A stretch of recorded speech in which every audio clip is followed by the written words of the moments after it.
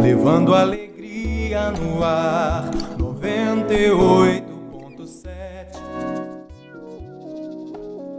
Rádio NSC, a rádio que fica com você.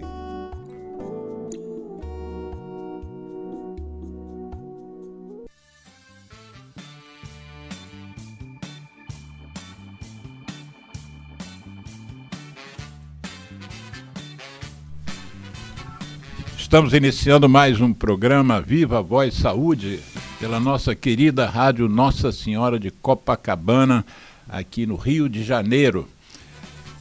Hoje é dia 27 de janeiro de 2024, primeiro mês do ano já está acabando.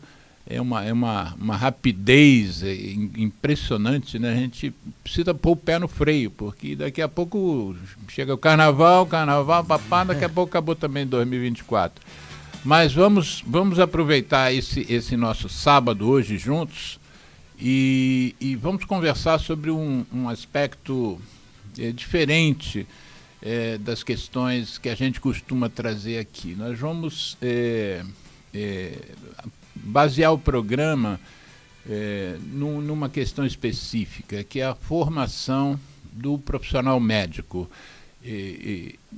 A profissão é uma profissão antiquíssima, muito desejada, né, pelas pessoas. Todas as vezes que a gente faz pesquisa de quais são as carreiras que têm mais preferência das pessoas, a medicina está sempre na liderança. É um dos vestibulares mais difíceis, de uma concorrência absurda.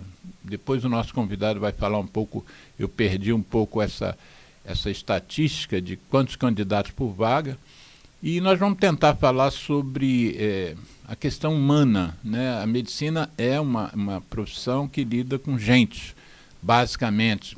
A gente até usa as máquinas, mas para ajudar a gente. E a empatia e o humanismo fazem parte da nossa profissão, né? A gente rende mais, a relação médico-paciente rende mais, quanto mais humano o profissional for. Então vamos falar um pouco sobre isso, porque a gente está num momento também de extremo avanço das tecnologias, né? O nosso programa tem o título hoje de Ensino Médico, Humanismo e Tecnologia são compatíveis. Esse título, como sempre, eu peço ao convidado para dar, né? Porque, de uma certa maneira, o convidado dá o norte de como é que ele gostaria que o programa corresse. E esse foi a sugestão do nosso convidado. O convidado é um amigo antigo, um professor já com tradição na profissão de ensino médico. Ele é professor titular de pneumologia e tisiologia de uma das principais faculdades de medicina do Brasil, que é a Universidade do Estado do Rio de Janeiro. Ele já foi pró-reitor da mesma faculdade, já foi presidente da nossa Sociedade de Pneumologia e Tisiologia do Rio de Janeiro, a SOPTERJ, é o coordenador da Câmara Técnica de Cirurgia Torácica e Pneumologia do nosso Conselho Regional de Medicina e, acima de tudo, para mim é um amigo, né?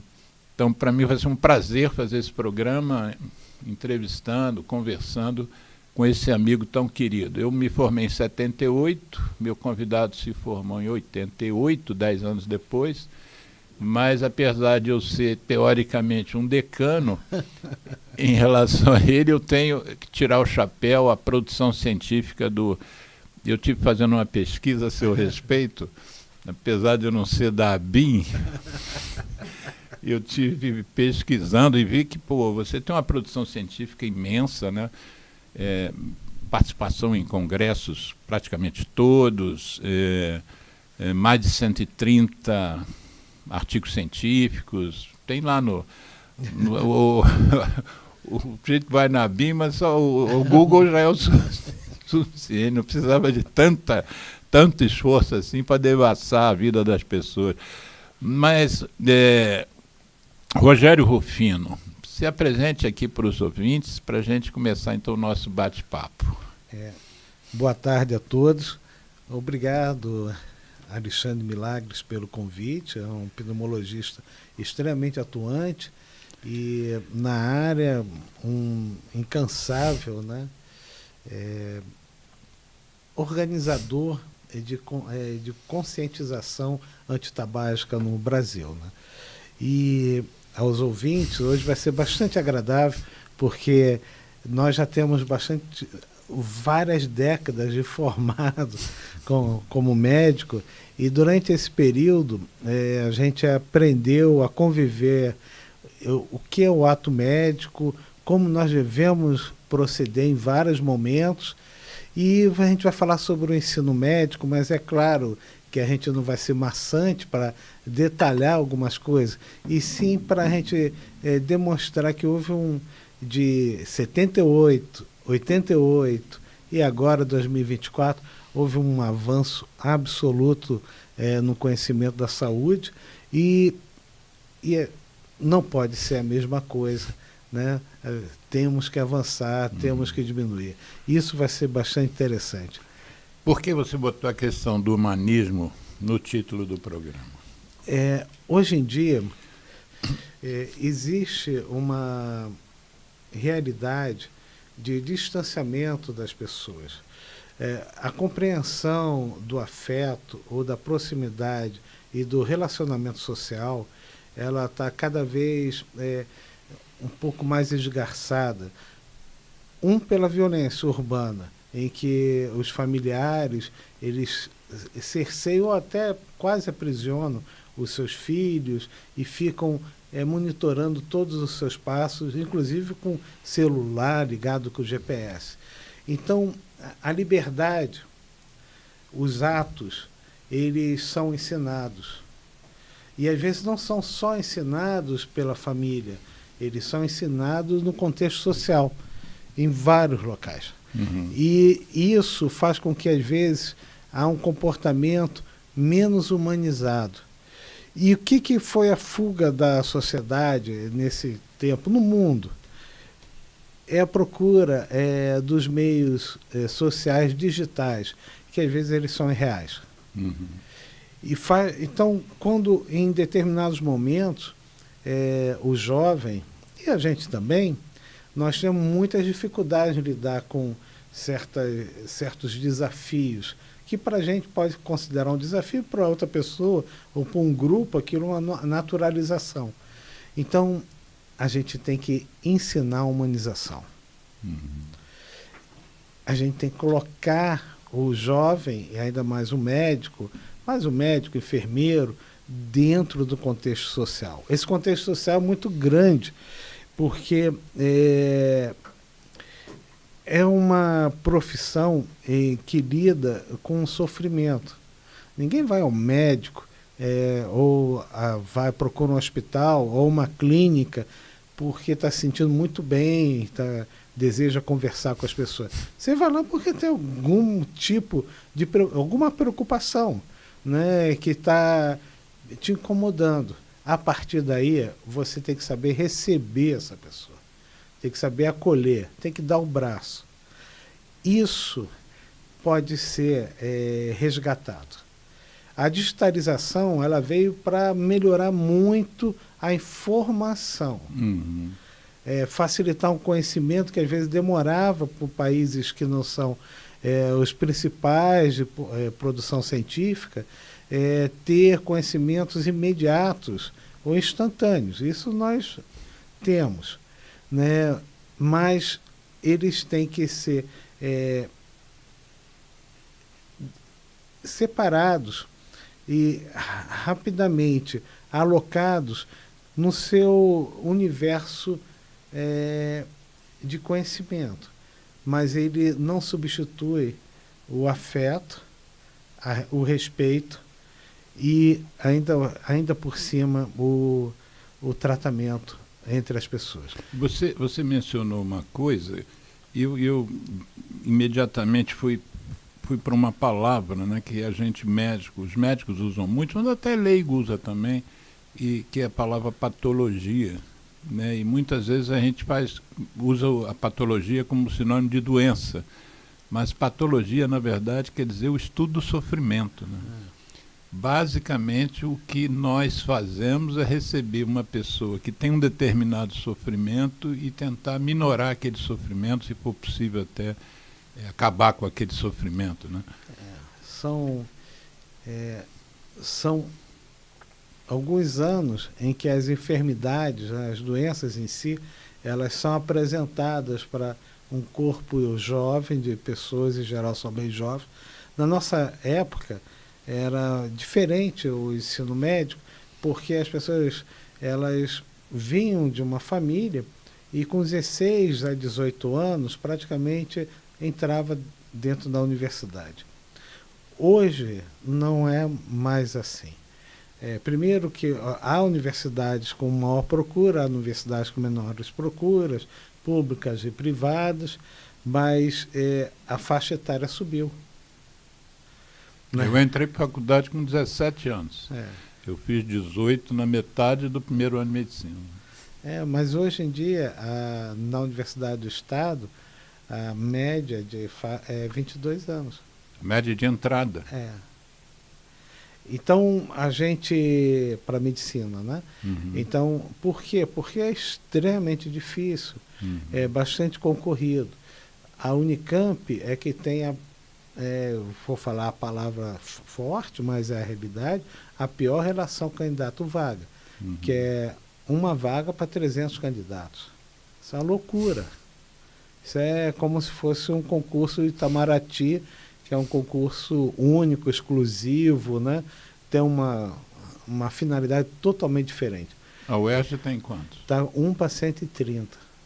Uma vaga para 130 candidatos. E quantas vagas ao todo? São 100 vagas 100 no vagas. primeiro ano.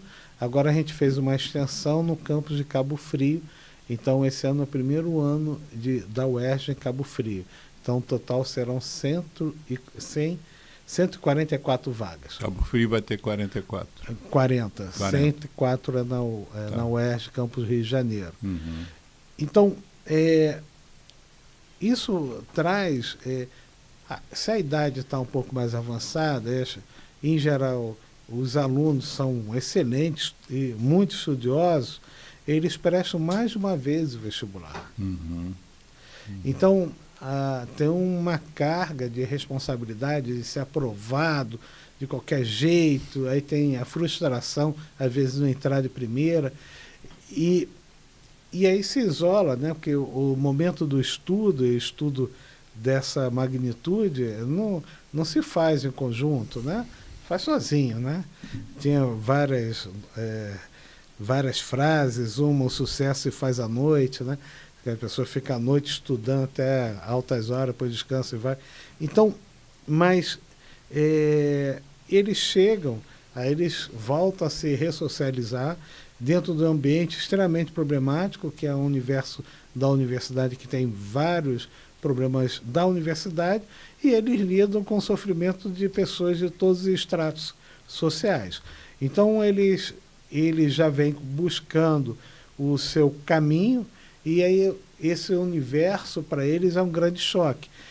Então, a gente precisa estar próximo, né? A reumanização nos cuidados da saúde, em todas as esferas, é fundamental. Eu na sua apresentação, eu não mencionei, e aí eu queria introduzir essa questão agora, é que você, a partir do dia 1º de março, quer dizer, daqui a um mês e pouquinho, você vai assumir, você foi eleito, inclusive, para isso, e você vai, então, assumir o posto de diretor. Eu falo faculdade de medicina porque tem muita gente que não sabe o que quer dizer faculdade de ciências médicas, mas é assim que a UERJ, o curso de medicina da UERJ é chamado de faculdade de ciências médicas da Universidade do Estado do Rio de Janeiro. E aí eu queria que você, então, abrisse esse momento do programa falando um pouco da sua história na UERJ, antes de você assumir o posto, o posto futuro. A sua história na UERJ, você se formou pela UERJ, você se graduou pela UERJ, não é isso? Você tem mestrado, doutorado, um pós-doutorado no colégio inglês, né, uma escola britânica, Imperial College, né? Imperial College. Fala um pouquinho dessa sua fase. Você se formou em 88 e... Então, vamos lá. Eu acho que o mais importante agora é da minha história na UERJ. Eu entrei na UERJ não foi como aluno, eu entrei na UERJ, aluno da graduação. Sim. Eu entrei na UERJ como aluno da pós-graduação, que é residência médica, Sim. lato sensu. Então, eu fiz 2 residências na UERJ. 2? Primeiro em clínica médica que na nossa época tinha até entrada direta para pneumologia, porque a residência médica, a formação médica ela é muito complexa, né? Então fica muito difícil só a graduação você considerar muito pronto para exercer toda a atividade como médico. É claro que isso pode acontecer, mas em geral os médicos sentem a necessidade de fazer a complementação sob supervisão. Então isso é um passo da residência médica. E foi uma coisa que agora já existe outra residência. Na UERJ tem jurídica, residência muito profissional, demonstrando que não é só na medicina o tempo é insuficiente para a pessoa se sentir preparada. Não é só no Brasil, não. O mundo inteiro funciona dessa forma. E eu acho até que... Depois a gente vai chegar lá, né? E aí eu fiz a residência em clínica médica, depois residência em pneumologia, foram 5 anos. Virei professor substituto, depois fiz mestrado, doutorado, depois fiz pós-doutorado. Nesse período, sempre vinculado ao UERJ, nesse período eu fui muito estimulado a produzir cientificamente. Eu acho que dentro da universidade, eu acompanho a filosofia do Chagas, acho que o Carlos Chagas estava completamente... aqui se ensina o que se pesquisa. Quando você tem uma... Fala um pouquinho do Carlos Chagas, só para quem não fez a referência. Não, porque é um grande pesquisador brasileiro. Ele, na verdade, foi indicado pelo Brasil para o Prêmio Nobel. Infelizmente, ele não foi selecionado para isso. E o Carlos Chagas, ele foi professor da UFRJ, né? Trabalhou e foi um dos fundadores da Fundação Oswaldo Cruz, ou seja, é uma pessoa extraordinária. Então, quando você está numa universidade em que tem uma preocupação na formação, você participar de pesquisa, tem níveis de pesquisa, claro que tem. Você pega uma pesquisa de Harvard na genética, no limite da ciência, ou você pega uma pesquisa que não é no limite da ciência, mas tem uma importância prática muito grande, como você saber o número de pacientes que você atende, qual o perfil social, qual é a abordagem, qual é o encaminhamento adequado, ou seja, fazer um fluxo protocolar. Então, dentro da universidade, você é estimulado a construir isso.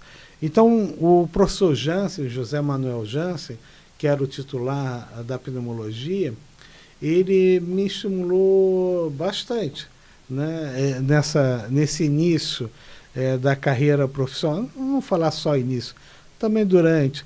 Ele era uma pessoa muito capacitada e ele foi um grande...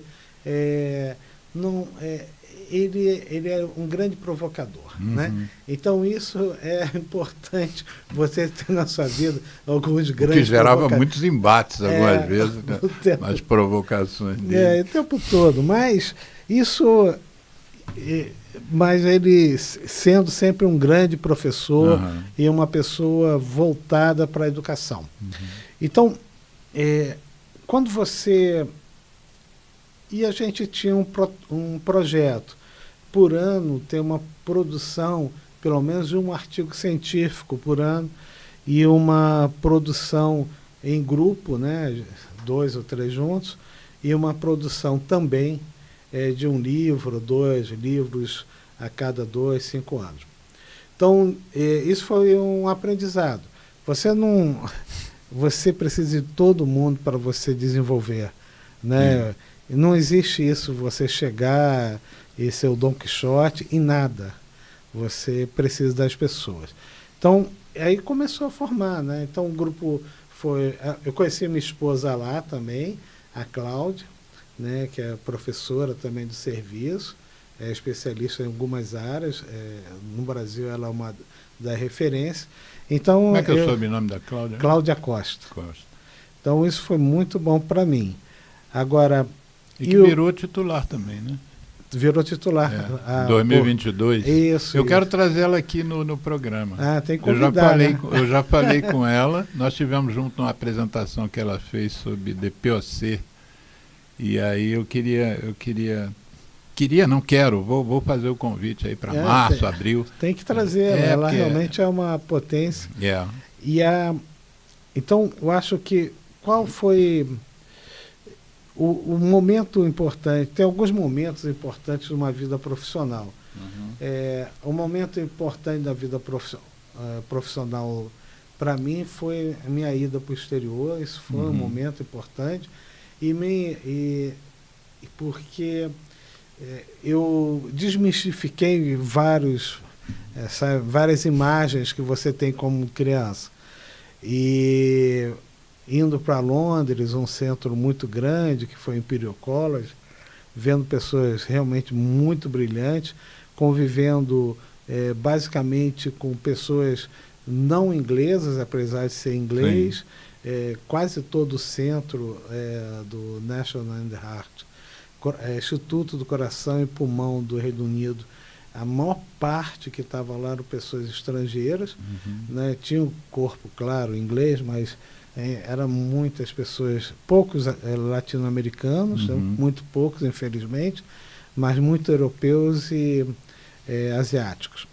E também um pouco da América do Norte. Eu fiz minha formação também como especialista na França e bate exatamente como você estava dizendo. Assim, um dos meus melhores amigos, que quando viajou, inclusive, me deixou o fogão dele, era do Irã. E tinha argentino, tinha da África. É muito comum esse partar. A gente no Brasil não vive tanto isso, né? Não, mas a gente é totalmente preconceituoso. A gente não conseguiu... isso a gente pode falar, né? Nós somos praticamente a mesma geração. Na nossa geração, o ensino do espanhol, ele não era muito estimulado. E a gente é o único país sem a língua espanhola na América. Único. América do Sul. Então, era óbvio, e é óbvio, que tem que ser naturalizada a segunda língua, tem que ser espanhol. Até para a gente diminuir esses preconceitos que existiam na época. Felizmente, isso acabou, né? Ou pelo menos praticamente eu não vejo mais dessa forma como era. Mas porque a comunicação é fundamental. O relacionamento nos países latino-americanos, ele é o principal planejamento de desenvolvimento da gente sair de uma ilha continental desigual para algo melhor, né? As pessoas se relacionando. Então, a gente ainda é estimulado muito em inglês, porque é a língua de comunicação de viagem, né, e da ciência, mas, naturalmente, o espanhol deveria estar desde o início com a gente. Né? Isso não aconteceu. Mas eu te interrompi. Você estava falando da experiência inglesa, que foi um marco, um divisor de águas. Né? Sim, sim. Tinha coisas... O inglês ele é considerado extremamente pontual pela gente. E o alemão se considera mais pontual que o inglês, e considera o inglês pouco, né, pontual. Então, mas o que me marcava é quando tinha a reunião do serviço, ela começava às 8 horas em ponto. E era uma correria, porque às 8 horas começava, estando o chefe lá ou não estando o chefe lá. E o mais importante era a hora de acabar também. Ia de 8 até as 9h30, então às 9h30 acabava. Então as pessoas tinham que aprender, primeiro, a pontualidade, segundo, a ser conciso. A síntese, né? Exatamente. Saber o que vai falar. Eles cortavam mesmo. Então, isso foi... Então, é um choque cultural absoluto. O segundo, que nós temos aqui, um hábito de almoçar sempre fora, né? Uhum. Você sai para almoçar aqui, porque tem muita lanchonete e tudo, e lá não tinha isso, era muito caro. Então, todo mundo levava a sua própria marmita. Então, o mais importante era o local de aquecer sua marmita e o ambiente para você sentar e se alimentar. Então, você já vinha bem organizado com toda essa... Como fosse no colégio, né? A merenda, a que a mãe prepara, isso era a naturalização, inclusive do próprio chefe. Isso o pessoal fazendo pós-doutorado levando marmita. Isso eu achei... E a parte da ciência, há uma facilidade em que nós não temos, eles têm recursos financeiros. Então, quando havia uma necessidade de uma aquisição de um insumo, etc., você solicitava e o insumo chegava. Você tinha a data que o insumo chegasse. Daqui a uma semana ele chega. Não, aqui a gente tem essa intenção, às vezes você consegue comprar, mas tem esse tempo muito maior. Então a nossa velocidade de resposta é menor, né? Então, é claro que a gente quer que isso melhore, todo mundo batalha que isso consiga ficar mais próximo a eles, mas eles têm essa resposta. E eles têm uma coisa muito importante, é uma responsabilidade, pelo menos o grupo do Imperial College, uma responsabilidade na publicação científica. Uhum. É revisto várias vezes o artigo antes de publicar para ver se ele está adequado. Então, eles são bastante críticos. Uhum. Isso, eu acho que é um aprendizado. Tem coisas muito boas que aconteceram no Brasil e nos últimos 15 anos e que eu espero que ele retorne, porque a gente sabe que é tudo ciclos. E um foi quando o governo Lula estimulou o intercâmbio de alunos da graduação. É claro que há muitas críticas. Como assim o intercâmbio de alunos? Não, mais médicos, aí tem mais médicos aqui que Sim. traz... E tinha o intercâmbio de alunos da graduação, em geral, né, para outros países, outras faculdades. Uhum. Isso eu acho fundamental. Você abrir o jovem, eu estou falando jovem, que eu fui para fora com mais idade, mas o jovem, aluno da graduação, Uhum. você permitir que ele faça intercâmbio nos melhores centros do mundo, inclusive receber os alunos, né, para cá, e eles virem quais são as necessidades, eles sempre trazem conhecimento e sempre somam. Então eu posso depreender que no seu quadriênio agora 2024 a 2027, você como diretor da Faculdade de Medicina, você vai estimular esse tipo de situação. Você tem que ter os intercâmbios Sul, América do Sul, né? Sul-Norte, então os países, América do Norte e Europa, e tem os intercâmbios Sul-Sul, seria América do Sul com América do Sul. Os dois têm que acontecer. Uhum. Né? América do Sul com América do Sul, obviamente tem que acontecer. Então isso não tenho, não existe nenhuma possibilidade disso não ser estimulado, e porque nós precisamos discutir as mazelas da América do Sul. Não só a mazela do Rio de Janeiro, da saúde, sim, claro, mas nós temos que nos ampliar, não é nos fechar, na América do Sul. E com a relação com o Norte também, porque eles são muito mais difíceis, a língua, em geral, mais complexa para muito, mas é adaptável. Uhum. Né? O jovem consegue se adaptar e sobreviver. E tem que sair jovem, porque, em geral, ganha uma bolsa muito pequena, que ninguém paga bolsa, eu não conheço bolsa que é alta, né? Então todo mundo ganha uma bolsa. Bolsa é uma sobrevivência.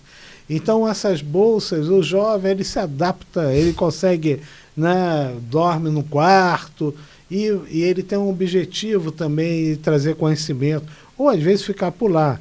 Não é ruim também a gente estimular essa migração, essa mobilidade do jovem no futuro em outros países, porque eles abrem a porta. Uhum. Abre a porta para outros brasileiros, outros latino-americanos, eles conseguem trazer uma socialização, que às vezes a gente tem dificuldade, Sim. porque culturas muito distintas, Sim. né? A gente explica algumas coisas que tem aqui no Brasil, e aí fica difícil, né? Nem a gente aceita. Você disse que o Lula, foi uma iniciativa do Lula à época, em que governo, mais ou menos? Não, foi no Primeiro governo dele. isso. E a coisa se manteve ou Não, porque rompeu aquilo? se rompeu porque o custo era muito alto, né? Ah. E o Brasil...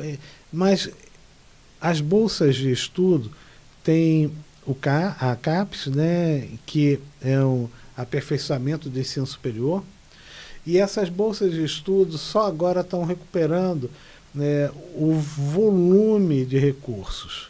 Só que você está recuperando um volume de recursos, mas a inflação, etc. Ou seja, então você não aumentou ainda o número de bolsistas. Então são dois processos. Você tem que estar uma bolsa, pelo menos, suficiente e aumentar o número de bolsistas. Esse processo está acontecendo. Agora, na graduação, em geral, há várias oportunidades para o aluno. Uma é a bolsa de iniciação científica, outras ligas acadêmicas que não têm bolsas, são monitorias, projetos de extensão. Então, tudo isso não tinha na nossa época, só tinha monitoria. Eu fui monitor. Fui monitor 2 anos, 5º ano e 6º ano. Então, isso foi um progresso, né?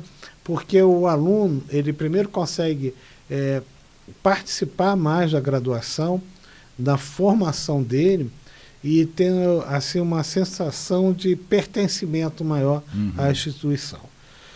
Segundo, as ligas acadêmicas que existem na medicina, e existem em outras áreas, elas foi um processo que surgiu em decorrência, os alunos solicitando ligas, escolhendo o seu preceptor, o seu responsável, que é da área, e os alunos falam quais são as suas necessidades, discute com esse orientador, né? E isso foi fantástico, porque para a faculdade, assim, poxa, nós estamos dando as aulas que eles estão pedindo porque eles querem repetir essa aula, porque eles querem repetir esse conteúdo. Porque é o óbvio, né? Ou porque é muito importante, deveria ter uma carga horária maior, ou porque não foi bem dado. Então, ou porque não teve. Porque também é isso. Então, nós temos um complemento na formação que veio dos próprios alunos. Sim. É fantástico isso. Eu sou dedicado, por exemplo, hoje em dia, quase full-time ao tabagismo, né? Ainda me sobra um espaço com a tuberculose. Mas, por exemplo, na minha faculdade de medicina, o tabagismo já era um problema global, e eu praticamente não tive 1 hora de aula de tabaco naquela época, né? Então havia... Aliás, uma coisa que eu queria te perguntar, perguntei em off, mas queria te perguntar agora ao vivo. Quando eu fiz medicina, me formei, entrei em 73, saí em 78. 6 anos de medicina. Quando você entrou em 83, saiu em 88. Isso. Também 6 anos de medicina. Hoje, 40 anos depois, o curso de medicina continua tendo 6 anos. Como é que você explica que tanta informação nova, tantas doenças novas mesmo, por exemplo, o cigarro eletrônico provoca a EVALI, né, que é uma doença que não existia, um nome que não existia na nomenclatura médica, coisa de 4 anos para trás. Quanta coisa não já surgiu e manteve-se as outras, né? A gente ainda fala de sarampo, ainda fala de poliomielite, ainda fala de doença de Chagas. E o curso, como é que vocês conseguiram? Você que tem uma vida universitária lá na UERJ, como é que vocês conseguiram adaptar tanta coisa nova, tanta tecnologia nova, que precisa também de aulas sobre isso, de treinamento, nos mesmos 6 anos? Isso é Quando tem as diretrizes curriculares, em que dentro da diretriz curricular você faz o planejamento do seu egresso.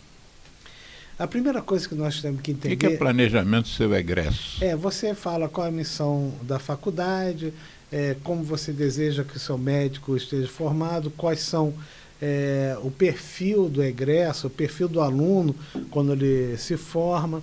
Então, tudo isso as diretrizes curriculares solicitam. Que o MEC é que determina? O MEC é que determina. Mas você tem aí... você não pode avaliar o egresso quando ele se forma. Porque ele está começando, isso é muita covardia. Se você fala, isso não é bom, isso é bom, nós demos certo. Como é que você avalia se você foi um profissional formado socialmente, inclusivo e participativo para a sociedade? Porque isso é o papel do médico. São décadas depois. Não é na hora. Então, a formação do perfil do egresso, provavelmente você vai ter da sua turma. Então, a gente faz uma proposta e acha que nós vamos, quando esses alunos saírem, eles vão continuar essa construção num perfil socialmente, social, dentro de um país totalmente desigual, socialmente participativo, dentro dessa desigualdade que nós vivemos, principalmente no Brasil, é o que a gente deseja que eles sejam. Então, nós temos 6 anos para a gente desenvolver. Então, os objetivos são as principais doenças dentro da nossa população. Uhum. Tem a faculdade, é claro que ela abre um universo em que você discute várias doenças, novidades, mas você não pode fugir das principais doenças que afetam a população. Então, isso é o seu carro-chefe. E aí você tem 4 anos e 2. São 2, ou a gente divide em 3. 1 ano e meio de ciclo básico, 2 anos e meio de aulas teóricas, que claro que o aluno vai desenvolvendo, e 2 anos de internato. Então, o internato está bastante flexível. O aluno a gente sabe que o aluno chega, vê o paciente, evolui, discute, e ele roda por várias áreas. E o ano e meio inicial é um processo de adaptação que muitos alunos não se sentem muito próximos à realidade de ser médico, mas outros se sentem atraídos para ser um pesquisador, porque tem muita área básica, muita pesquisa nesse. E os 2 anos e meio é aquele momento que o aluno ele começa a descobrir talvez qual é o seu interesse na área de saúde. Então, e chegou a tecnologia. A tecnologia ela chegou por volta de 1990, 94, 97. Antigamente, você pegou isso muito bem, eu peguei, antes de 90, a gente não tinha internet, absolutamente. Meu primeiro computador é em 93. A gente ia para uma biblioteca, tinham boas bibliotecas no estado do Rio de Janeiro, na cidade do Rio de Janeiro, realmente tinham boas. Pegava um livro que eles chamavam Índex Médico, que tinha pelo menos uns 4 dedos de altura. A gente abria e ficava procurando o assunto que a gente desejava, marcava, escrevia no papel, não tinha nenhuma digitação, entregava para a bibliotecária para trazer esse artigo.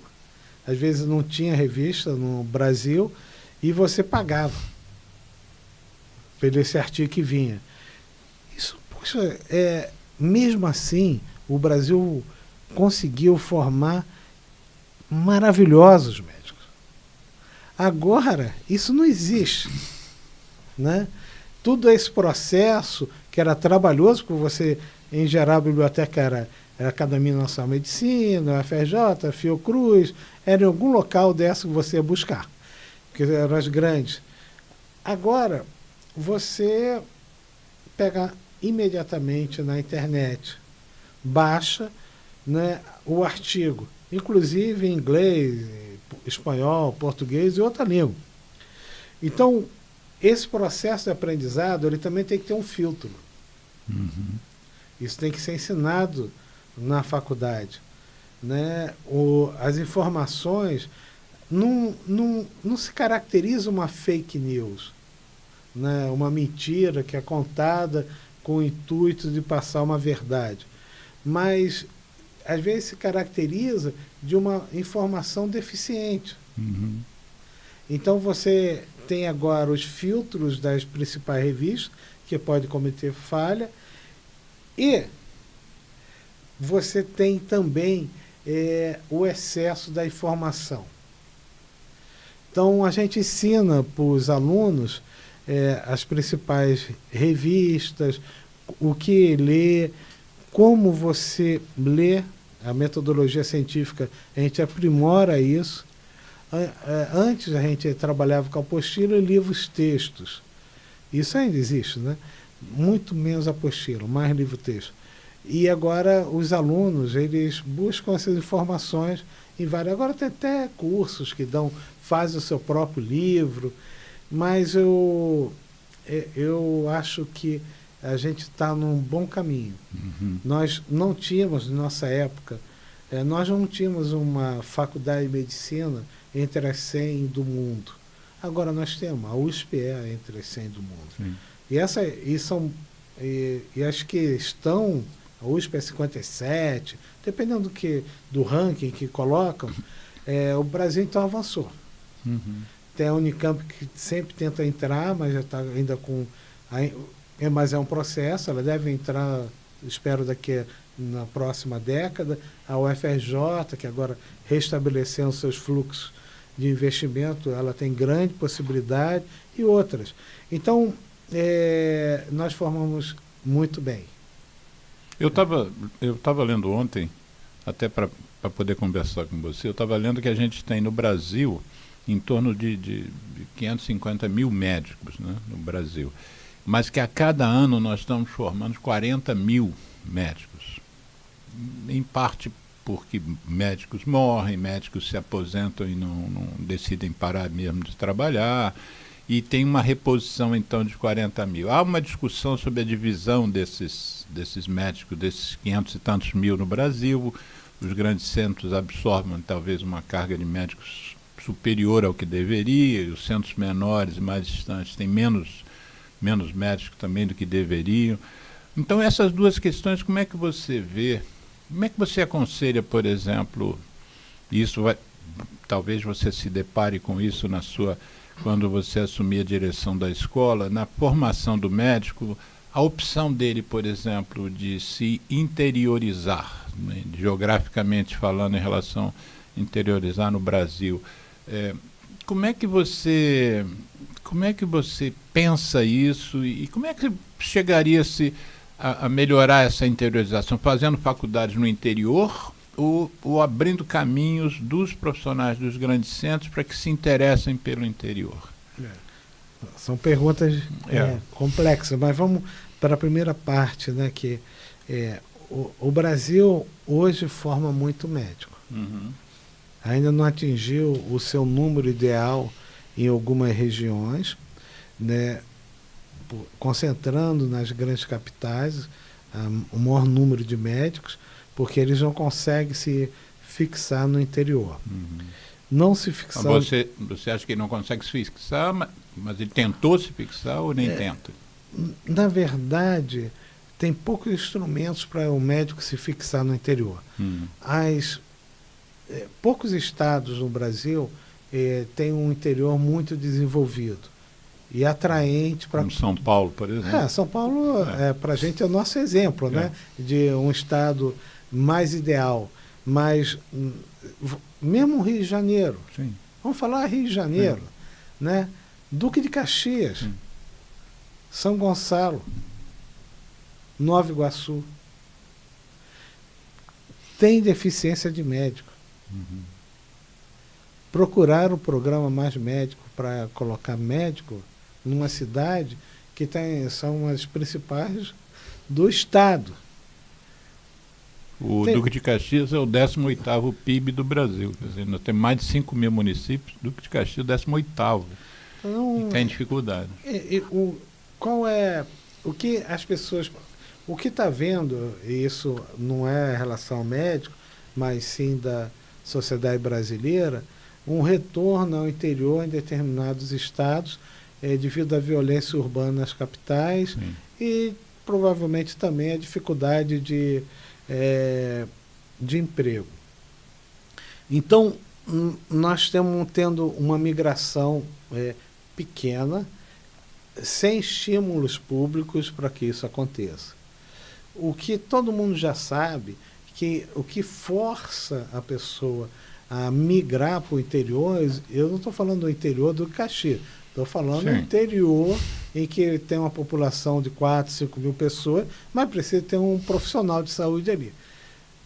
É uma carreira de Estado, que isso é dito há muito tempo, né, em que o Estado brasileiro assume que precisa de médico em todas as suas regiões, todos os seus municípios. A partir daí, teve o grande concurso agora, coloca várias vagas para médico e, dependendo da sua posição, ele vai escolher determinadas cidades que não possuem um médico. Ah, mas qual médico? Não, a gente sempre fala médico generalista, a gente forma médicos generalistas. Mas isso vai depender muito da prefeitura, etc. Mas isso é uma política de Estado.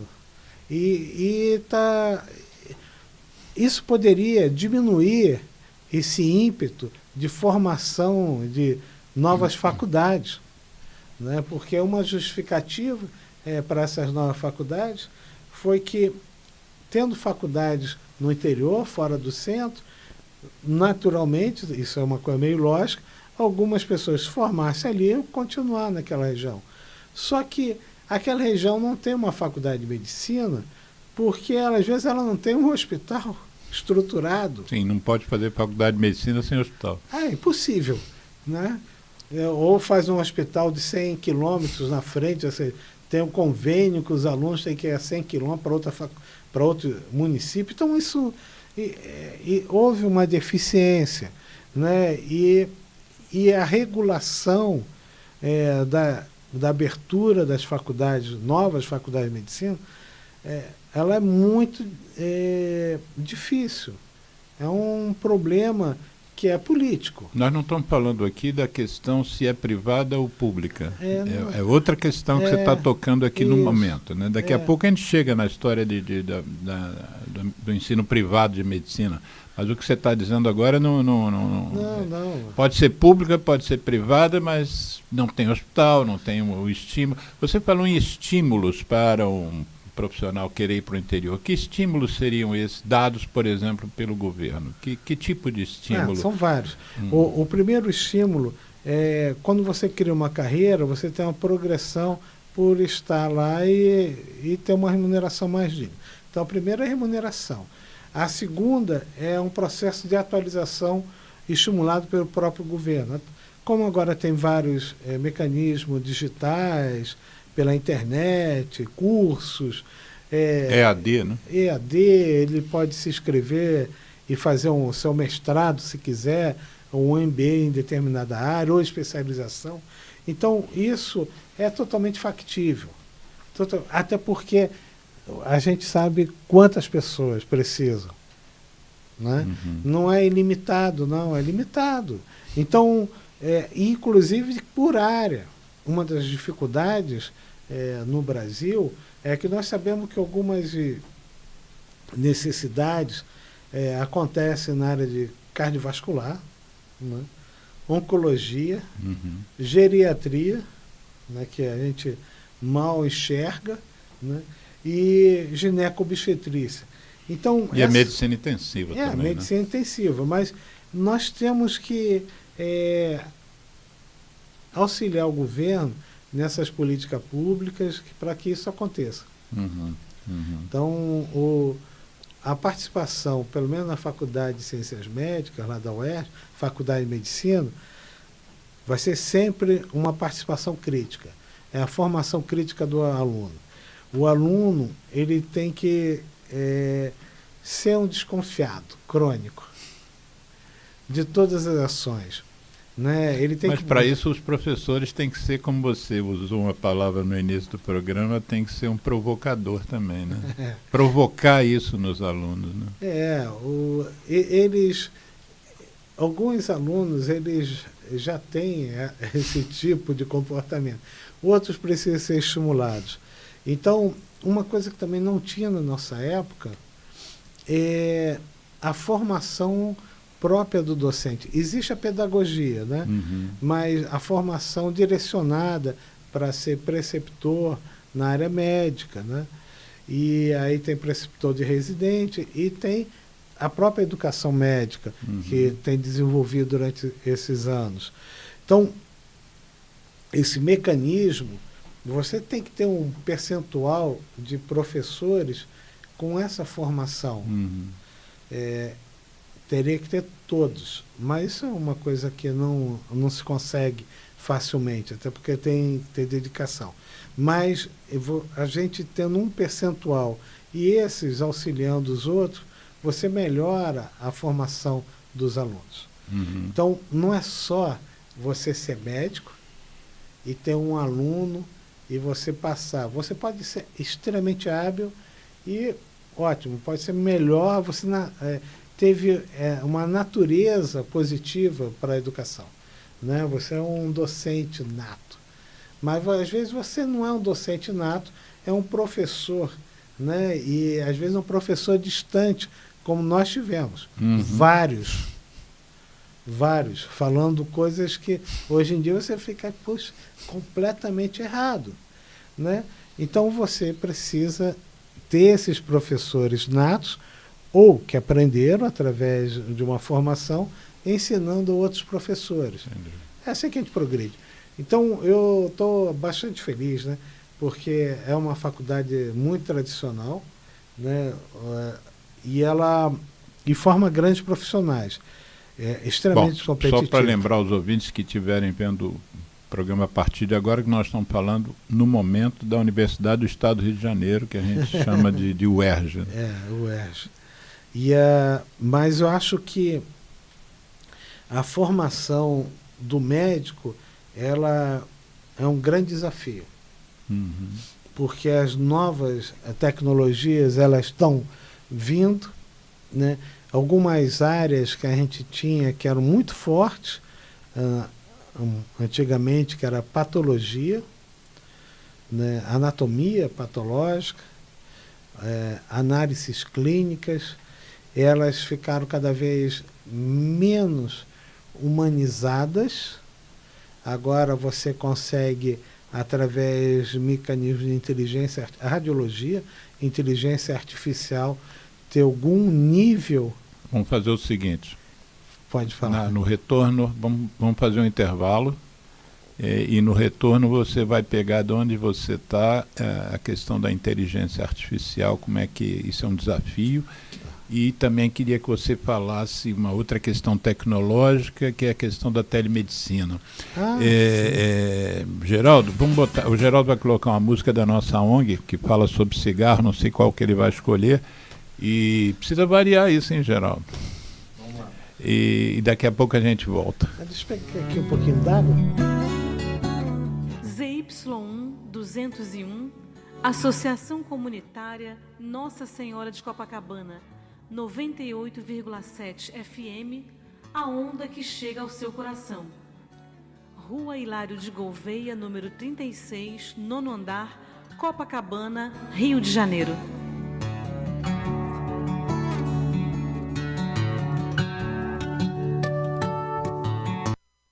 Eu me chamo Tony Garrido, junto de Vange Souza, a gente convida a dizer não ao cigarro, não ao tabaco.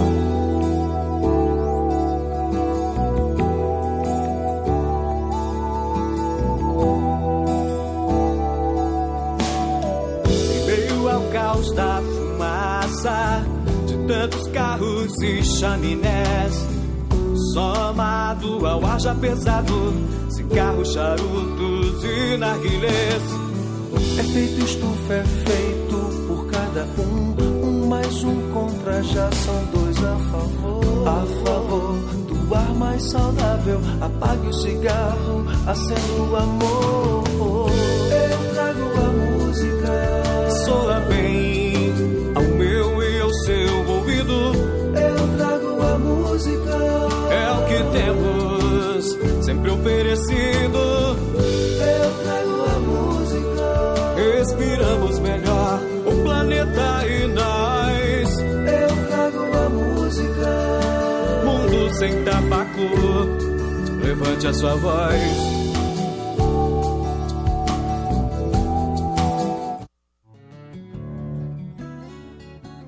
ZY1 201, Associação Comunitária Nossa Senhora de Copacabana, 98,7 FM, a onda que chega ao seu coração.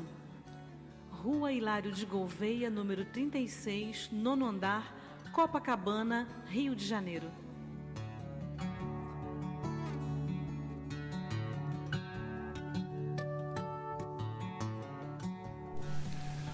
Estamos reiniciando o programa Viva a Voz Saúde deste sábado, 27 de janeiro de 2024. A música que a gente colocou no intervalo foi Eu Trago a Música, que é uma composição do Vange Souza e do Tony Garrido. Trago a música para não tragar a fumaça do cigarro eletrônico, do cigarro convencional e do charuto e do cachimbo e do narguilé e tudo que faz mal à saúde.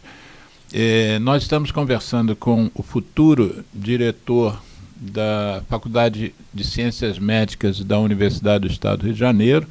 Nós estamos falando sobre aspectos da formação do médico, passando pela nossa, inclusive, e pela atualidade e pelo futuro, né? Então, uma das coisas que a gente está vendo chegar em relação a...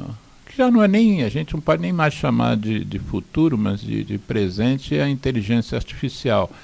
E aí eu interrompi o convidado, o professor Rogério Rufino, para fazer esse intervalo.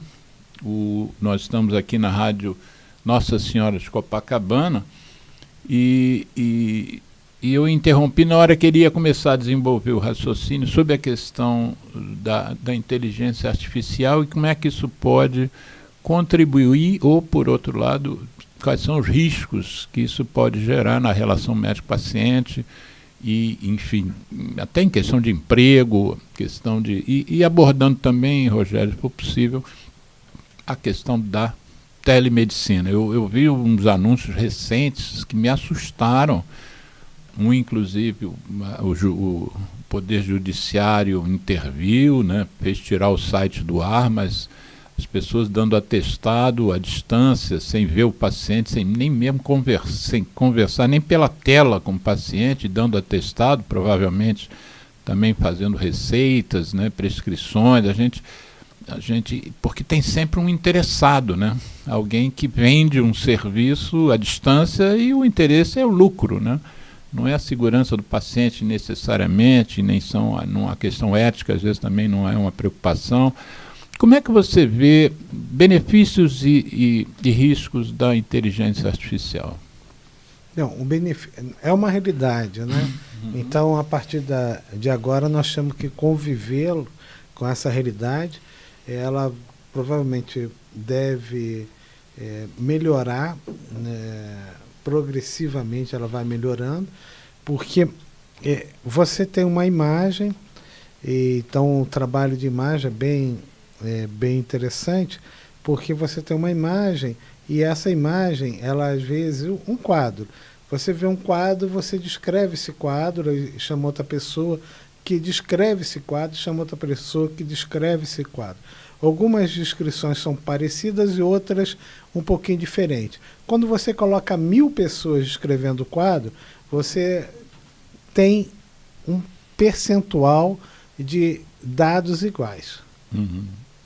A partir daí, você tem as suas variações.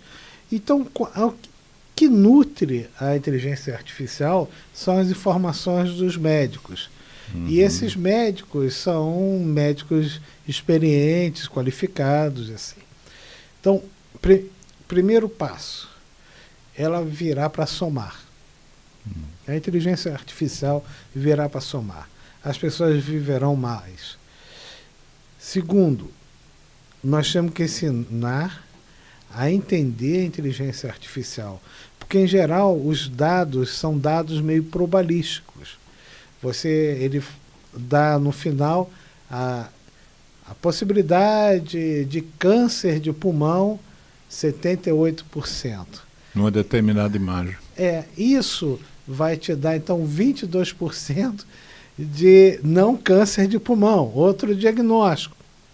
Então o médico ele tem que entender isso, tem que saber passar adequadamente. Recentemente saiu até no Street Journal que alguns tumores, cânceres, eles têm estágios, e os estágios iniciais de um câncer, às vezes é uma lesão como fosse pré-maligna, e que você não precisa retirar. Um exemplo é um tumor de próstata grau 1, câncer. O tratamento, ou só o acompanhamento, o tratamento cirúrgico, ou o acompanhamento, ele às vezes dá um prognóstico de vida semelhante, sobrevida.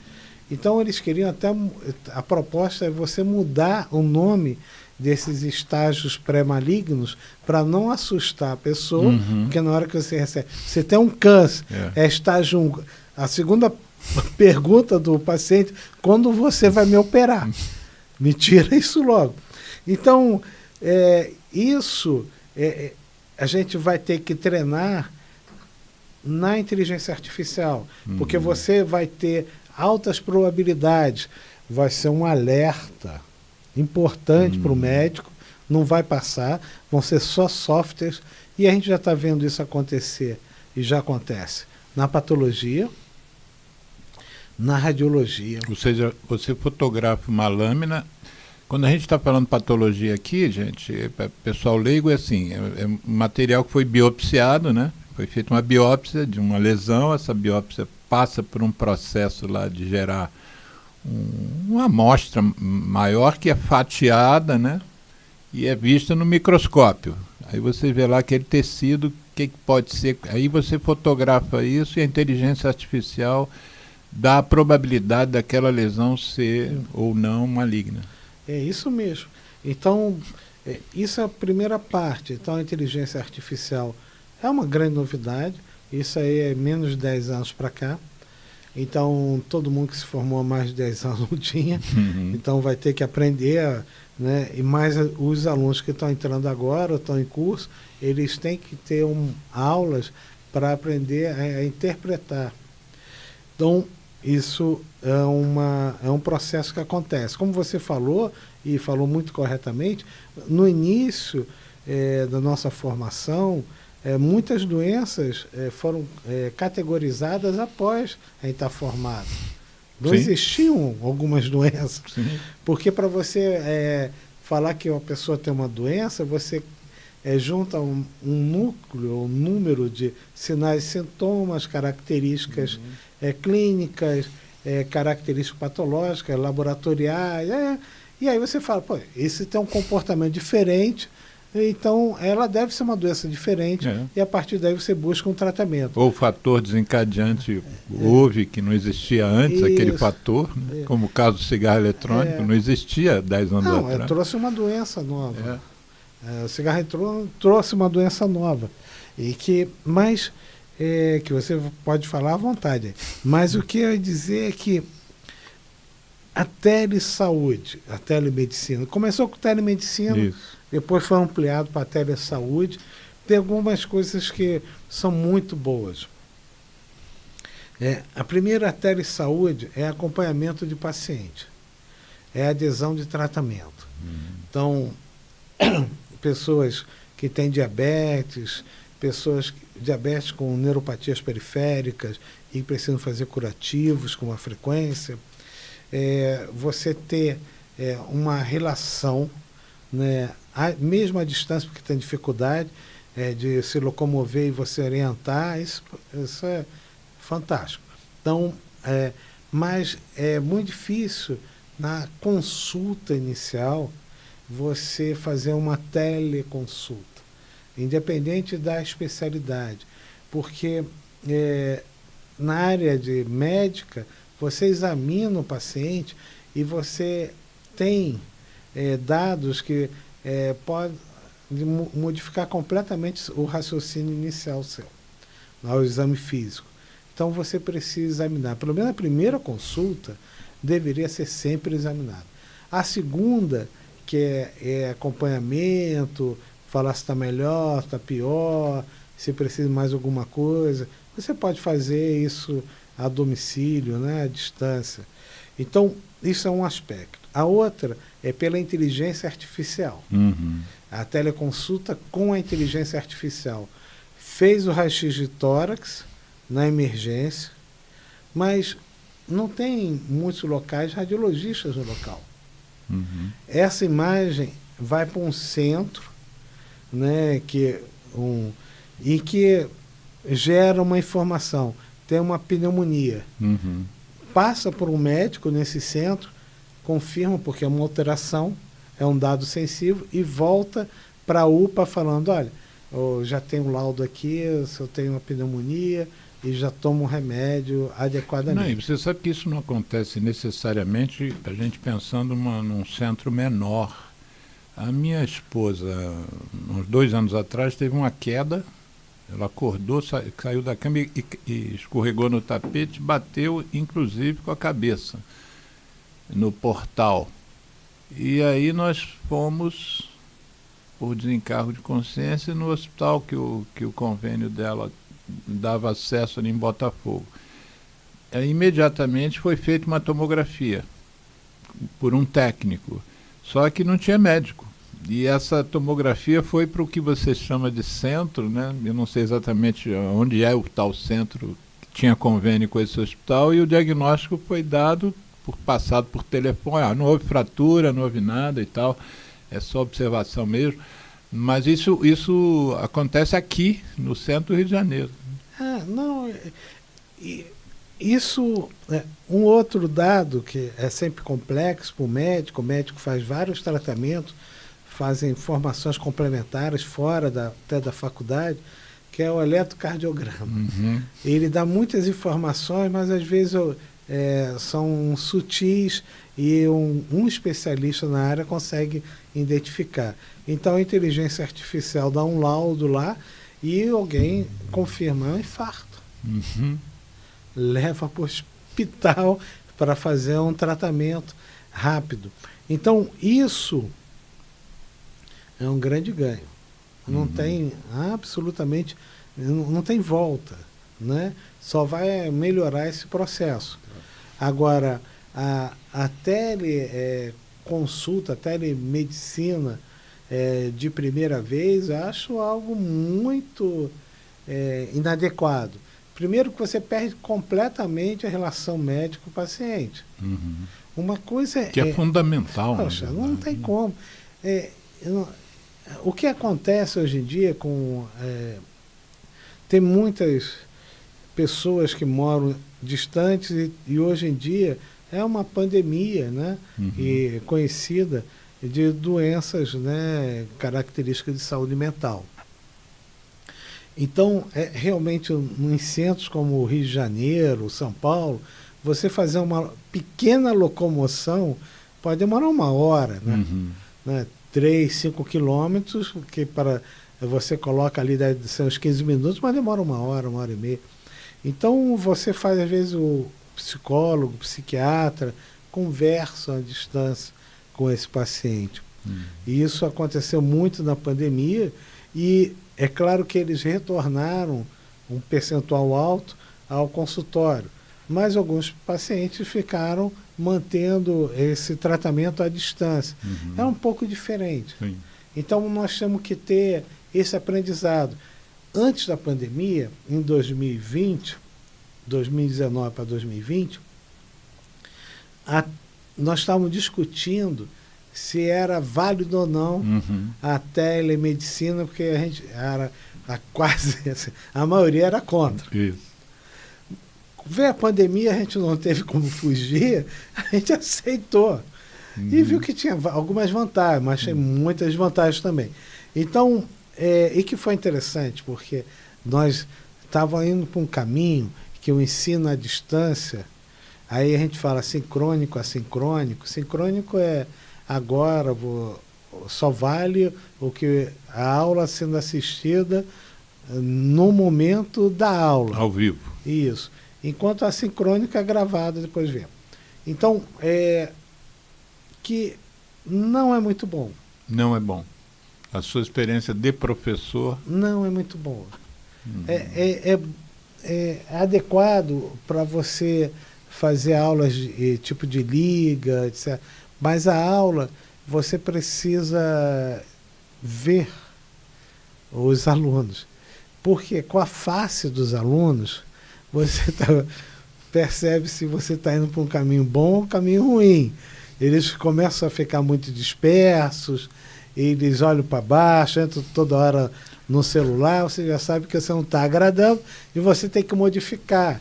O professor é um ator, né? Aquilo ali, você atua para os alunos entenderem o significado da sua peça. Então, quando você faz tudo isso online, muitos estão desligados, você não consegue ter a visão você perde a referência do aluno. Quando você sabe que tem um aluno que precisa de estímulo, mas fala aí, o que você acha? Nunca no intuito de inferiorizar, você busca o aluno para o aluno falar, porque às vezes você busca em geral o aluno que fala mais mesmo, para ele trazer. Alguns alunos da sala falam, esse cara é muito chato, fica aí bajulando o professor, mas isso são técnicas para você, né, movimentar o aprendizado. Então, isso não acontece. Online. Não acontece. Então, é uma perda muito grande. Então, quando esse despreparo ou essa dificuldade que o governo teve, permitindo muitas escolas com ensino à distância e percentuais altos da sua matriz curricular à distância, com certeza isso não foi bom para os alunos.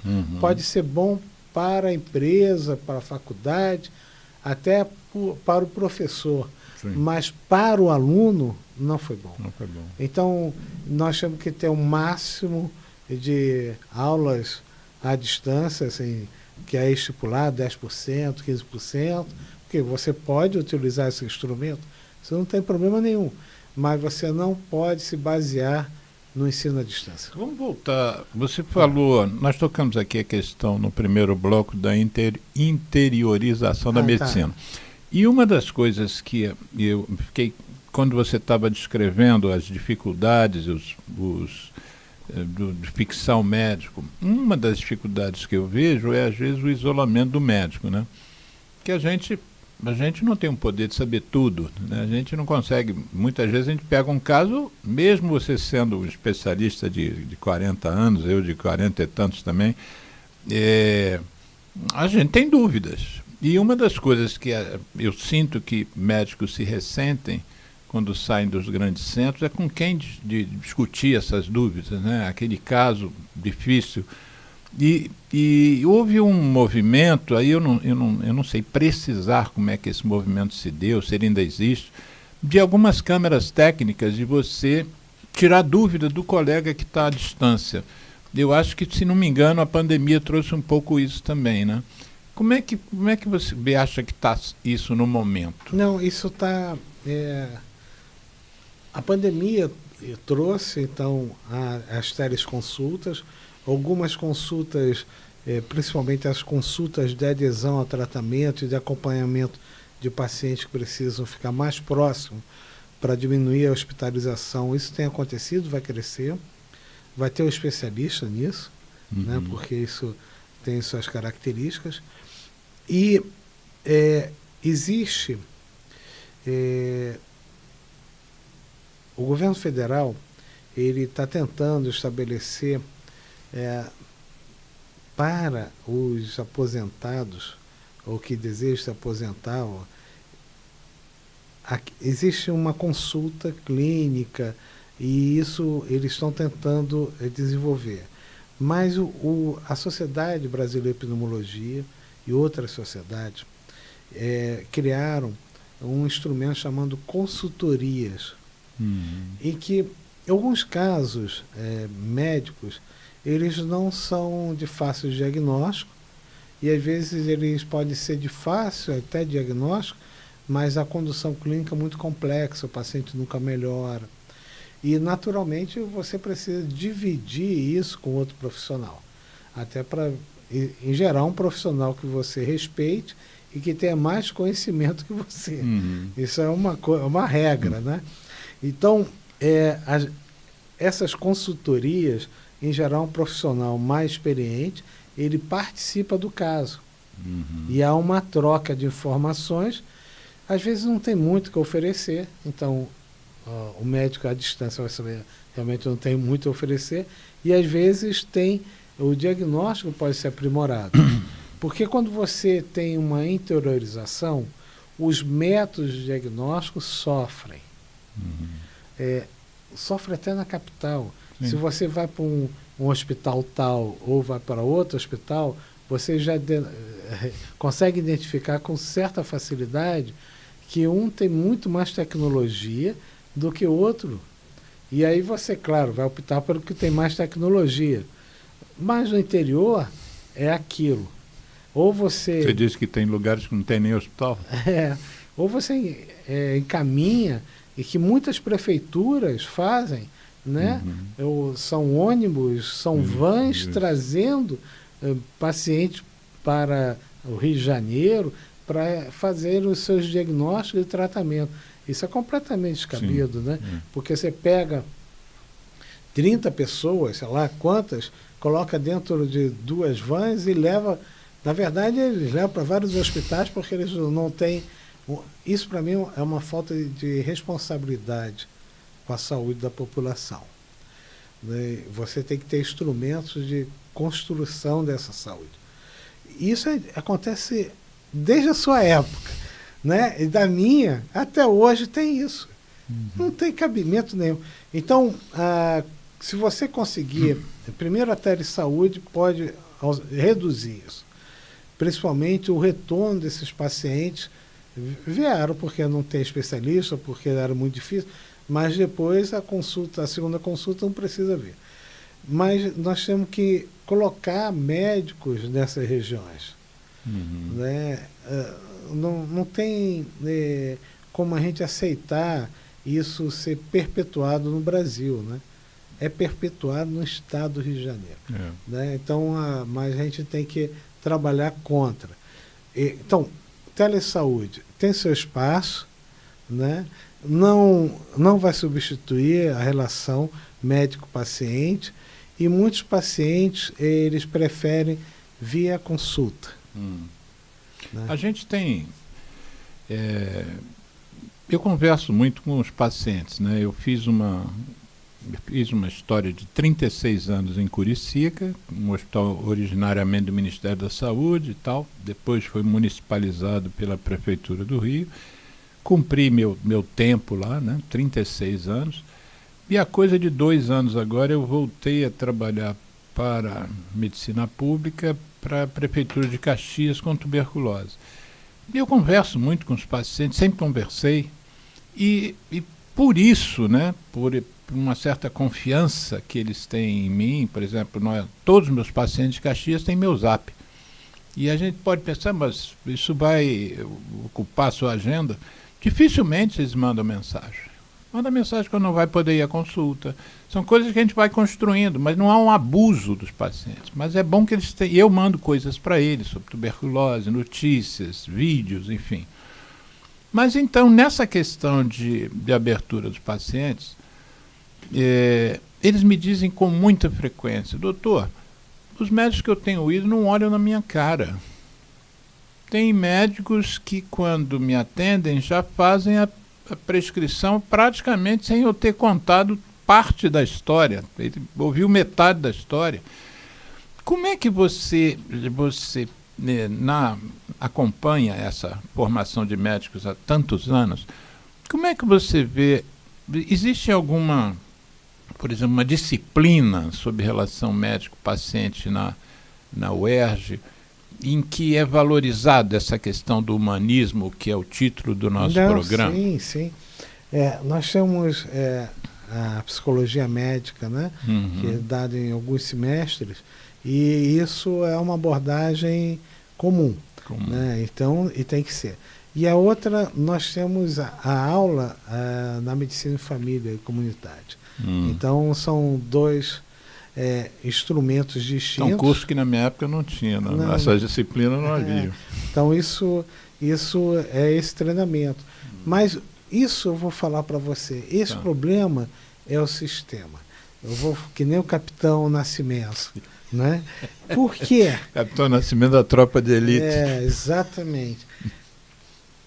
Há uma necessidade dos profissionais de saúde, porque não tem tantas ofertas por região, por bairro, e colocam as consultas médicas por um tempo determinado, e o médico tem que atingir o teto lá, o estabelecido pelo período. Às vezes são 15, às vezes são 20, raramente é 25. Em 15, dependendo do caso, 15 é só a apresentação do nome, que a pessoa começa a falar. Então, isso foi o sistema. Eu fui diretor da Policlínica Piquet Carneiro. Fala o que é a Policlínica. A Policlínica Piquet Carneiro é a policlínica universitária da Universidade do Estado do Rio de Janeiro. Ela é a maior da América Latina em espaço físico e em número de especialidades. E é maior da América Latina? Não tinha essa noção, não. Isso é a nossa propaganda lá. Mas o que acontece é que eu até me perdi. Mas aí a Policlínica Piquet Carneiro recebe muitos pacientes. Não, nós estamos falando de tempo de consulta. Sim, e tal. Recebe muitos pacientes e tal. E alguns pacientes, é claro que você deseja atender um número máximo. Deseja atender todo mundo. Não tem um médico que se forme, só os que têm dificuldade em entender o que é um ato médico e vão ser caçados pelo Conselho Regional de Medicina no futuro. Mas o que acontece é que a gente não dá para abraçar o mundo. Não tem como. Então você precisa de organização. Quando a Policlínica Piquet Carneiro foi inaugurada em 1967... Já tem esse tempo todo, né? A proposta ideia, era que atendesse 5.000 pessoas por dia. Por dia. Isso nunca aconteceu. Era algum burocrata, né, que colocou um tempo lá irreal de consulta, né? Então, quando a gente atende 1.000, 1.500 por dia, atendeu demais hoje. Né? Então, você tem um tempo de empatia, de conversa, de orientação. Mas agora você consegue imprimir a receita, e algumas receitas são meio padronizadas, tudo bem. Né? Mas, mesmo assim, tem um tempo mínimo, tem que examinar, tem que deitar. Então, tudo isso impede que uma consulta seja tão rápida. E alguns médicos, eles têm ainda possivelmente um tempo maior de início de geração do conhecimento próprio. Claro que tem especialidades, áreas, tipo dermatologia, que existe também a sua anamnese, mas às vezes a lesão é muito clara. Isso. Ou a própria ortopedia. Isso. Então, a consulta é muito pequena. Ou até a psicologia em grupo, né? Em que você faz vários, aí tem um N grande de pessoas atendidas naquele horário. Mas, em geral, não. Então, o sistema, às vezes, impede que o profissional atenda adequadamente. E, é claro, esse profissional atendendo assim, daquele modo, 1 ano, no segundo ano vai ser igual. Né? E cada vez ele vai dar menos atenção. Eu acho péssimo, então a Policlínica Piquet Carneiro não tem tempo determinado. Não tem tempo determinado. Eu fiz uma pesquisa, acho que nesse momento eu era chefe da pneumo lá do hospital, e eu tinha um foco grande no ambulatório. Eu fiz uma pesquisa sobre tempo de consulta. Eu peguei umas consultas inglesas, e vários artigos mostravam isso como um problema, mas dizendo que o tempo médio de consulta para paciente de asma era 6 minutos. 6 minutos. Quer dizer, se você atender em 6 minutos, 10 pacientes, dá 1 hora. Né? Então você às vezes também vê que certos colegas esvaziam uma agenda que seria para 4 horas e esvazia a agenda em 2. Né? Não, isso eu presenciei até com um aluno, um professor que tinha um consultório grande, como esse estúdio aqui. Ele, ao invés de chamar um paciente de cada, ele chamava uns 4. Um ficava com ele sentado em frente, né, e 3 num banco lá no fundo da sala, e era uma coisa horrorosa. Né? Ali eu tive certeza que aquele médico não era exemplo para nada. Nada. Não tinha privacidade. Era exemplo do que não fazer. Exatamente. Não tinha privacidade, queria atender rápido. Ele chegava sempre atrasado e saía mais cedo. Esse é o perfil. Isso. Né? Que a gente faz de tudo para evitar e punir. Vamos lá, Rogério, nós temos 15 minutos para acabar o programa. Tá. E eu queria dedicar esses 15 minutos às suas expectativas como o novo diretor, a partir de 1º de março, de uma das maiores, como eu já disse, Faculdade de Medicina do Brasil. Isso eu imagino para você que seja uma imensa responsabilidade, mas ao mesmo tempo um imenso prazer, porque você se dedica a essa universidade desde que se formou, desde que entrou para lá como professor adjunto, como residente, né? E então você tem aí 4 anos e você já falou algumas coisas assim que você pretende. Uma delas é aumentar o intercâmbio dos alunos sul-sul, sul-norte, para que eles tenham experiências de fora e troquem experiências. Mas assim, num resumo que você pudesse fazer em tão pouco tempo, o que tua cabeça está pensando em termos de UERJ? O que você vai acrescentar na tua carreira e na história da UERJ? Assim? O que você pensa? Olha, sempre quando a gente pega um cargo, qualquer cargo, a gente tenta deixar uma marca, uma característica sua pessoal. Um legado, né? Eu tenho um certo empreendedorismo ali, né, envolvido na minha vida pessoal, pública, não é privada, pública. Então, a internacionalização eu acho importante para os alunos e também para os docentes, porque... A universidade mesmo. Você apresenta, os alunos se apresentam, recebem conhecimento, retornam e podem, assim, falar com muito orgulho. Enquanto na minha graduação eu tive uma experiência internacional. Sim. Eu não sei se ele vai ter em outro momento. Né? Que sabe que as oportunidades surgem. Uma porta fica aberta, mas essa porta às vezes não abre várias vezes. Né? A outra, você tem a capacitação docente e a capacitação discente dos alunos. Para a capacitação discente, nós temos mecanismos que são existe a prova da disciplina, você faz uma disciplina, pneumologia, então você faz a prova da disciplina, mas existe a prova do ano.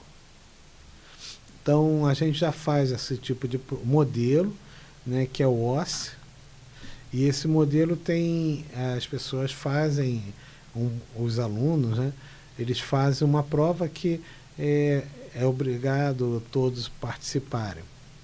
Então, a minha ideia é que essa prova seja feita no sexto, no quinto, ela é feita no quinto atualmente, no sexto, no quinto, no quarto e terceiro.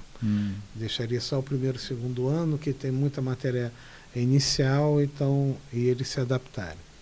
A segunda, isso eu estou falando da capacitação discente. A segunda é um teste que existe, que é o teste do progresso, que várias universidades utilizam, em que tem um banco de provas, os alunos eles fazem a prova no primeiro, no segundo, terceiro, quarto, quinto e sexto ano. E essa prova eles verificam quanto de conhecimento eles adquiriram conforme os anos. A tendência é eles adquirirem bastante conhecimento, mas alguns alunos eles já chegam muito bem informados. Não é formados que ele vai se formar, mas ele tem muita informação. Então, você tenta atingir, no final, todo mundo atire 80%, 70% dessa prova, que é muito difícil.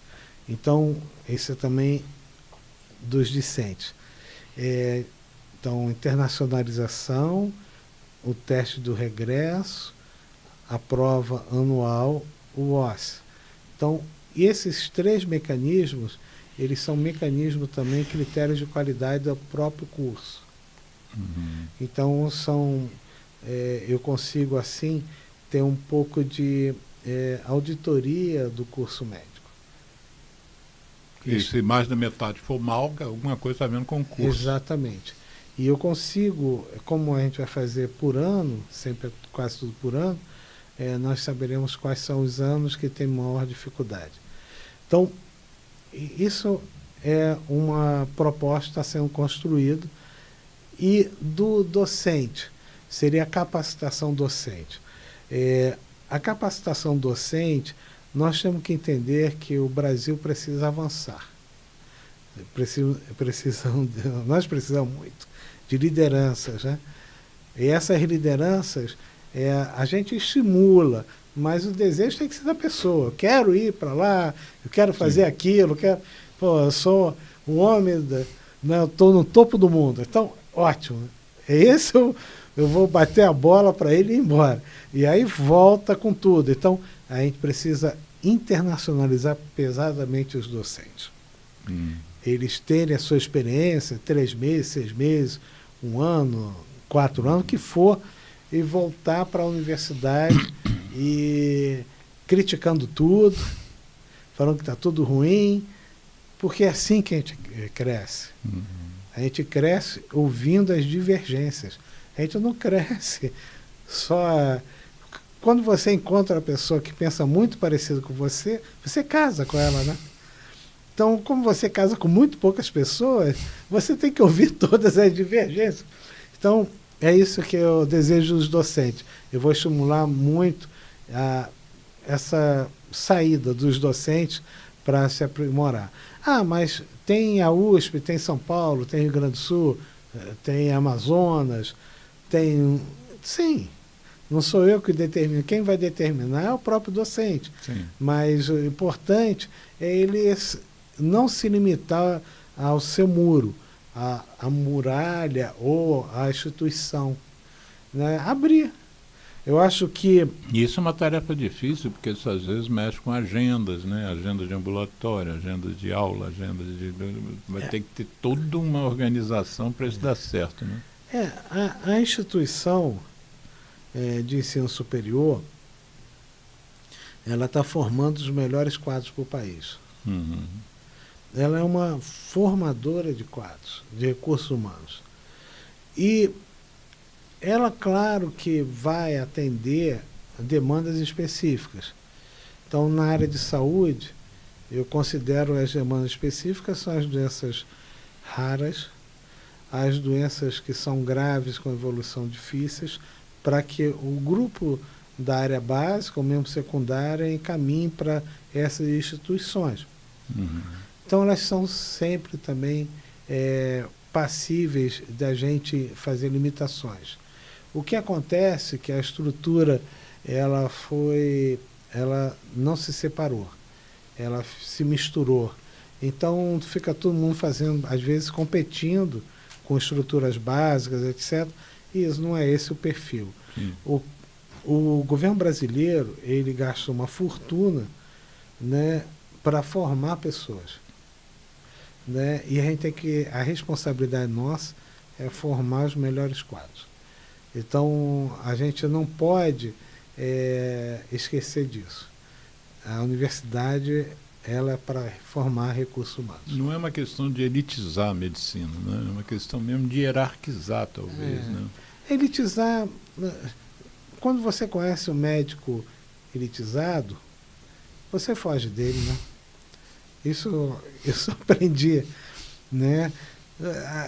O médico, ele, na verdade, é uma profissão que ele abraçou porque ele gostava. Mas pode ter uma remuneração melhor ou pior. Muitos médicos não têm alta remuneração. E são muito bem-sucedidos, porque se realizam naquilo que ele pensou quando tinha 16, 14, 10 anos ou 8 anos. Né? A visão de atender e ajudar alguém, ela é única. Né? É única. O reconhecimento que você conseguiu fazer o bem em qualquer esfera é único. Né? Então não tem... a gente não pode considerar outras coisas. Havia um temor, e muita gente defendia esse temor e essa ideia, entre aspas, de que como o curso era tão difícil de você conseguir vencer, por exemplo, lá na UERJ, uma vaga para 130, né? Quer dizer, o sujeito que pegava essa vaga está tão bem preparado que provavelmente ele vinha de uma classe mais abastada da sociedade, né? Que deu a ele curso de inglês desde cedo, escolas de tempo integral, às vezes professores particulares, e conseguia manter o filho sem ele precisar de trabalhar para ajudar a família, coisas que às vezes as famílias mais vulneráveis não conseguem, né? Tanto que dizem que às vezes tem uma dificuldade de fazer uma escola, um curso de ensino médio de tempo integral, porque o sujeito tem que trabalhar, então não pode ficar na escola com 16 anos, 15 anos. Mas dizia-se que, como era a nata da sociedade, entre aspas, sobretudo antes do FIES, né, que conseguia obter essa vaga, acabava que eram gente da elite, né, e que muitas vezes não tinha uma relação boa com as pessoas mais pobres, né, que têm mais acesso ao SUS, sobretudo, tem menos acesso à medicina privada ou medicina suplementar, né? Como é que você vê isso? O padrão social dos alunos da UERJ corresponde a essa ideia ou não? Não, é claro que tem um grupo que possui realmente bastante recurso familiar. Mas com a política de reservas, em que são estratificadas por cota, né? Cotas, né? Etnia, filhos de bombeiros ou militares que faleceram em serviço, indígenas, vindas de colégios públicos no segundo grau. Isso realmente trouxe um universo muito mais parecido com o nosso dia do que era antigamente.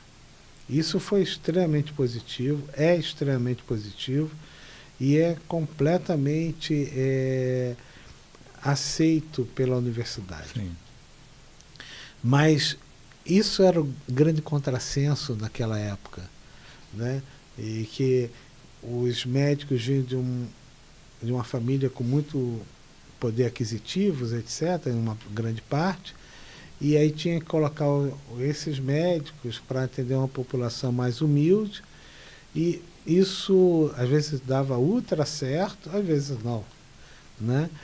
Então, quando você coloca as pessoas que utilizaram o serviço público, o SUS, né, e agora formando como médicos, a tendência é esse serviço público, o SUS, ele se qualificar. Sim. Então, é uma política adequada. Tá. É adequada. Eu acho que nós vamos ter grande sucesso.